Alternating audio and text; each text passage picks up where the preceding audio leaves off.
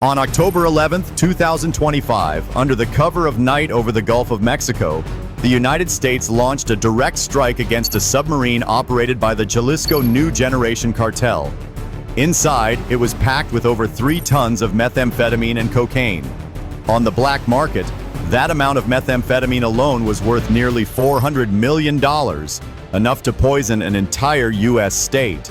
Accompanying the sub were 2 escort boats carrying nearly 25 cartel gunmen. They moved alongside the submarine until it reached its rendezvous point with the Venezuelan cartel, where another network would take over to smuggle the cargo into the United States. They believed the ocean would protect them. They were wrong. From the north, the U.S. Navy patrol vessel Hamilton and 4 Navy ARIB assault boats surged through the waves. Overhead, an MH-60S Seahawk helicopter circled low, its GAU-21 heavy machine gun aimed straight at the sea. Would the U.S. task force break this cartel deal, or would they vanish back into the darkness? Let me show you the truth, right now. 2:12 a.m., October 11th, 2025. Gulf of Mexico, 40 nautical miles south of Pensacola, Florida. The Gulf looked like a sheet of glass darkly. During a routine radar scan, the Coast Guard's Area Mobility Command spotted a faint anomaly on its screen. An unidentified moving black dot, traveling at just 6 knots, half submerged. No AIS beacon, no radio contact, just a ghost drifting through U.S. waters. Within minutes, data from a Navy P-8A Poseidon aircraft confirmed it. A low heat signature, an irregular metallic outline. Not a fishing boat, not a buoy. Something else, something that shouldn't be so close to U.S. shores. By 2:25 a.m., the command center at Naval Station Pensacola was awake. Intelligence analysts had cross-checked the satellite signals, and what they found froze the room. The object was the size of a narco submarine, a semi-submersible vessel used by the Jalisco New Generation Cartel to smuggle drugs, estimated to be 35 feet long, capable of carrying up to 3 tons of cargo. At street value, the amount of methamphetamine and cocaine was worth nearly $400 million, enough to poison an entire state. The bay was calm, moonless, and the radar signals were erratic. Every few seconds, the blip disappeared and reappeared, evidence that the ship was submerged. Someone down there was playing hide-and-seek with the world's most advanced naval force. At 2:40 a.m., Commander Rachel Decker gave the order. Start shadow tracking. 2 ships, the patrol boat USC-GC Hamilton, the USS Delbert D. Black, and an MQ-9 Reaper drone, began mapping the route. Every ping, every sonar echo, was a race against stealth. Because if the narco sub slipped below the thermal layer, it would disappear completely. No one on the bridge spoke. Outside, the waves were a still murmur. Somewhere beneath the black water, a billion-dollar secret was approaching America. 3 a.m. The order was given in absolute silence. Watch, do not attack. By 3:12 a.m., the USCGC, Hamilton had switched to passive sonar. Every sound in the ocean was recorded, filtered, and analyzed in real time. Within 6 minutes, the AI detected something unusual, a low-frequency 42 Hz pulse, repeating every 18 seconds. It wasn't a biological pulse. It was a propeller. The narco sub was alive and moving east at 7.4 knots deeper than expected, just 62 feet below the surface, invisible to conventional radar. From the sky, a U.S. Navy MQ-9 Reaper transmitted infrared data every 90 seconds. A ghostly orange trail crawled across the Black Sea, evidence of a hidden engine running at full power. In the operations room at Naval Station Pensacola, the data lit up like a heartbeat. 3 agencies, the U.S. Navy, the Coast Guard Intelligence Agency, and the DEA Maritime Task Force, were now tracking the same moving black dot. What they saw next stunned even the veterans. The sub was not alone.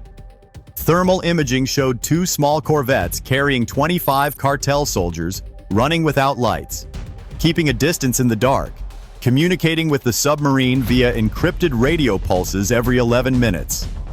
Inside those radio pulses, Analysts detected a response from servers in Maracaibo, Venezuela, confirming the gang's coordination from abroad. At 3:48 a.m., an encrypted satellite signal from the Space-Based Infrared System, SBIRS, detected a camouflaged cargo ship belonging to a notorious Venezuelan drug cartel waiting 90 nautical miles east, its course matching the submarine's expected intercept point. It was a floating rendezvous point for delivering drugs to the American city. If the narco sub reached that ship, 3 tons of methamphetamine, worth nearly $400 million, would disappear into global trade routes in the form of industrial paint cans. The mission is no longer surveillance. It is a countdown to attack. What do you think? Could the U.S. Navy stop and destroy this entire billion-dollar drug trade right at sea? Comment below. 03:52 a.m. The narco sub surfaced for only 6 seconds, long enough to dump its exhaust. That was all the Navy needed. High above, an MQ-9 Reaper locked its thermal camera on the target, marking a 30-foot-long black shape skimming the waves at 8 knots, low and fast. Commander Rachel Decker's voice came over the encrypted channel, calm, determined, absolute. Execute Phase Delta. The 3 ships moved as one. The USCGC Hamilton accelerated to 28 knots, cutting like a knife through the Gulf. 4 speedboats carrying 60 sailors disembarked, each carrying 8 agents armed with M4 carbines, MK-48 machine guns, and M110 sniper rifles. Overhead, an MH-60R Seahawk helicopter swooped in from the east, its headlights streaking white across the Black Sea. For a split second, the crew saw it. A round, dark hull gliding smoothly through the water, spray lapping around the bridge. 4:01 a.m. The chase broke out, but 2 nearby escorts opened fire first. 2 cartel lieutenants rushed out from the ship's porthole, firing Uzi and AK-103 submachine guns into the night. Tracer rounds slashed crimson lines through the darkness. On the Hamilton, Navy gunners returned fire with .50 caliber guns, bursts of fire lighting up the sea like lightning. Above, a Seahawk helicopter banked sharply, its .50 caliber GAU-21 roaring. One of the escorts exploded in a storm of fire and shrapnel and debris that scattered across the waves. 4:07 a.m. On the Arhibs, 12 agents fought against the spray of water as they closed in. They leaped onto the submarine's slippery steel hull, skates on, helmets gleaming in the chaos. "Open them now!" someone shouted.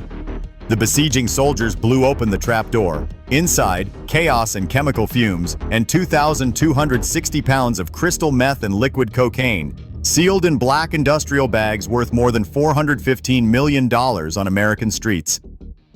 The gun battle lasted more than 6 minutes. By the end, 3 smugglers were dead, 5 were captured alive, and 1 American sailor was wounded by shrapnel, but still holding his ground.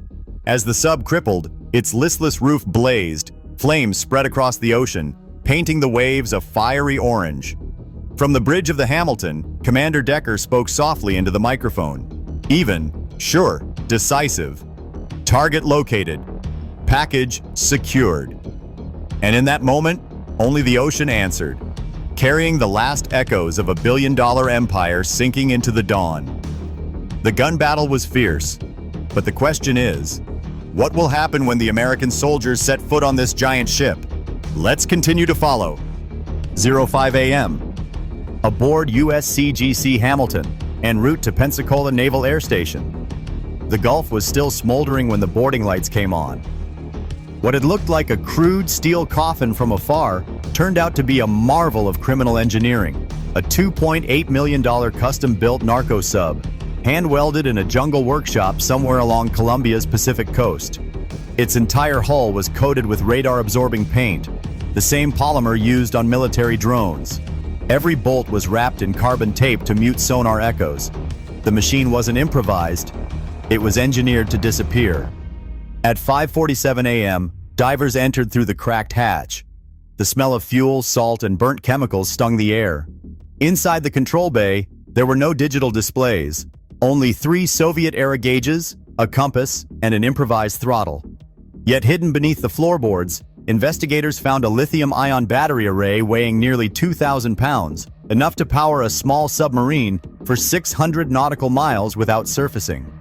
Each cell was stamped with Chinese markings.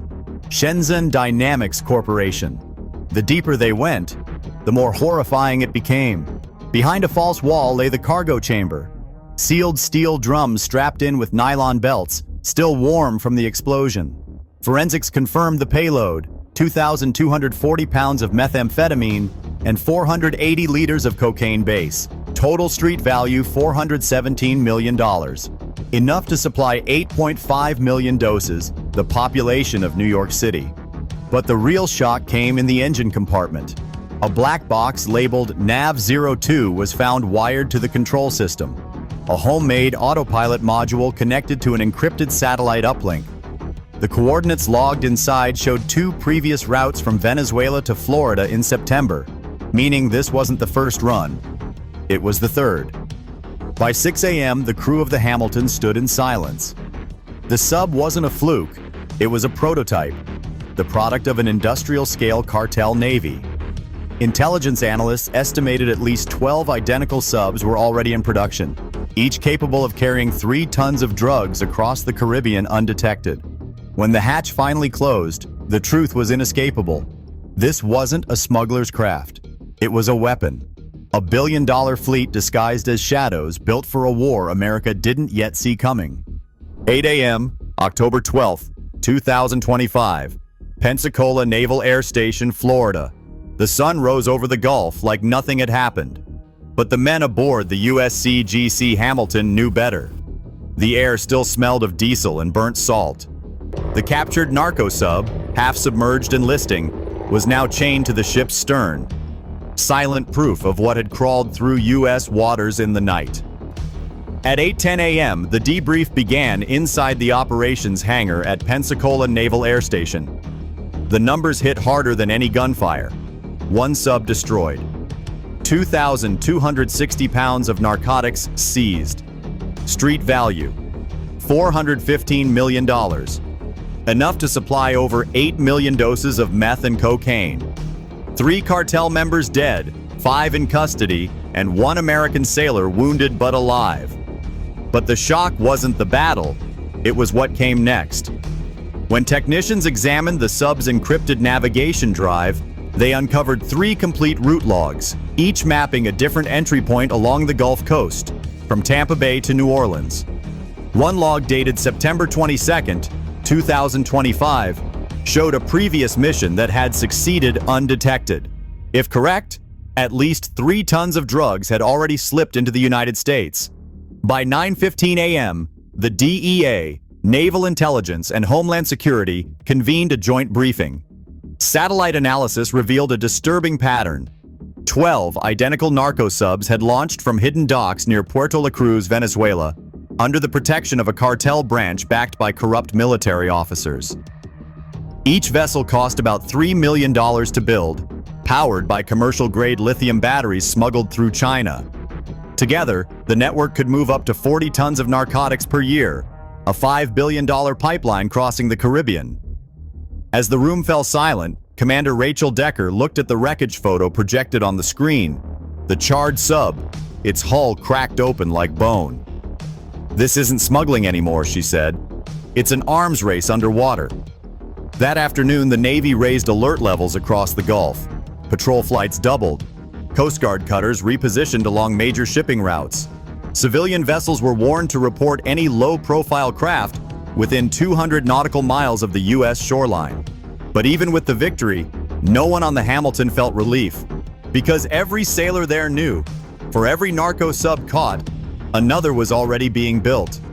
And beneath the calm blue surface of the Gulf, the next one was already on its way. October 13th, 2025, Gulf of Mexico. By the next morning, the Gulf looked peaceful again. The waves rolled softly under a pale orange sky, and the sea breeze carried no trace of the chaos that had unfolded just a day before. Yet everyone who had been out there knew the quiet was an illusion. Beneath that surface lay the memory of a battle that would never truly fade. The wreck of the narco sub now rested in 60 feet of water, guarded by Navy divers collecting evidence. From above, it looked like a small shadow on the seabed. But what it represented was massive. A $415 million shipment, a link in a network worth billions, and proof that cartels had evolved beyond borders. They were no longer just smugglers. They were engineers, strategists, and financiers of a new kind of war. In Washington, analysts were already briefing Congress. The phrase narco-submarine threat corridor appeared for the first time in official reports. Plans were drawn to fund new surveillance grids across the Gulf. More drones, more sonar stations, more patrols. But every expert in the room knew the truth. Technology could only delay what was already coming. For the sailors of the USCGC Hamilton, victory felt hollow. 1 wounded, 5 prisoners, 3 dead, and a question that none could answer. How many more were still out there? How many nights would end the same way, with fire on the water and silence at dawn? As the ship turned back toward port, Commander Rachel Decker stood on the bridge, watching the horizon. The sea was calm again, almost too calm. She lowered her radio and spoke quietly.